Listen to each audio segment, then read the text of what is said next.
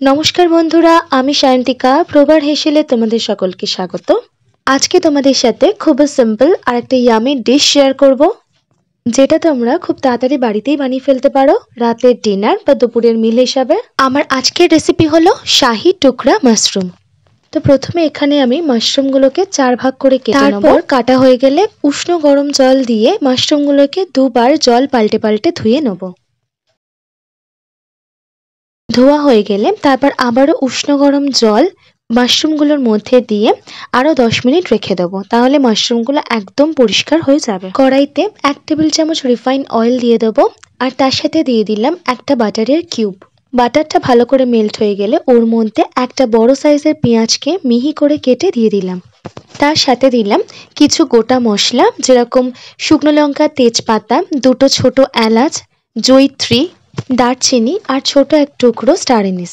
এবার ফোড়নগুলোকে পেঁয়াজের সাথে খুব ভালো করে ভেজে নিতে হবে। যতক্ষণ না পেঁয়াজের কালার ট্রান্সপারেন্ট হবে ততক্ষণ পর্যন্ত পেঁয়াজটাকে ভাজতে হবে। 3টে রসুনের কোয়া আর 3 থেকে 4টে কাঁচা লঙ্কাকে ভালো করে থেতো করে নেব। পেঁয়াজটা ভাজা হয়ে গেলে থেতো করে নেওয়া রসুন আর কাঁচা লঙ্কা দিয়ে দেবো। গ্যাসের ফ্লেমটাকে লো টু মিডিয়ামে করে রসুন আর কাঁচা লঙ্কার কাঁচা গন্ধটা চলে যাওয়া পর্যন্ত ভেজে নেব।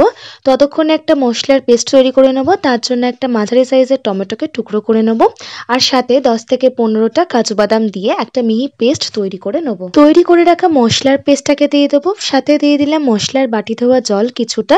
এবার স্বাদ মতো নুন দিয়ে সমস্ত কিছুকে ভালো করে মিশিয়ে নিয়ে গ্যাসের ফ্লেমটাকে লো টু মিডিয়ামে রেখে মশলাটাকে বেশ কিছুক্ষণের জন্য কষিয়ে নেব। যেহেতু কাজু বাদামের ব্যবহার করা হয়েছে, তাই মশলাটা কষানোর সময় কিন্তু অবশ্যই স্প্যাচুলার সাহায্যে মশলাটাকে বারবার নাড়াতে হবে, যাতে মশলাটা কড়াইতে না লেগে যায়। মশলা থেকে তেল ছেড়ে এলে দিয়ে দেবো আগে থেকে পরিষ্কার করে রাখা মাশরুমের টুকরোগুলো, সাথে কিছুটা নুনের ব্যবহার করলাম, আর দিলাম হাফ কাপ ফ্রেশ ক্রিম।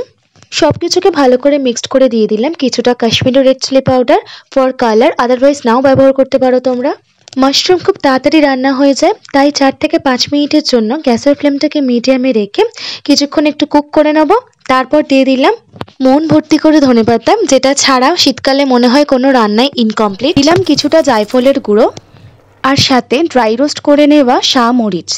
শাহমরিচের ব্যবহারটাই কিন্তু এই গোটা রান্নাতে একটা মেন। শাহমরিচের টেস্টটাই রান্নার স্বাদটাকে আরো এনহ্যান্স করবে। সবকিছুকে ভালো মতন করে মিক্সড করে নিয়ে লাস্টে আরো কিছুটা বাটার দিয়ে কিছুক্ষণ ঢেকে স্ট্যান্ডিং টাইমে রেখে দিলেই একদম রেডি শাহি টুকরা মাশরুম। মাশরুমের এই নতুন রেসিপিটা বাড়িতে ট্রাই করে আমাকে কিন্তু অবশ্যই জানাবে।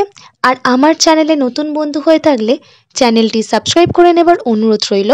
পাশে থাকা বেল আইকনটিকে প্রেস করে নেবে, কারণ আমি চ্যানেলে যখনই নতুন কোনো রেসিপি শেয়ার করব নোটিফিকেশন তোমাদের কাছে চলে যাবে।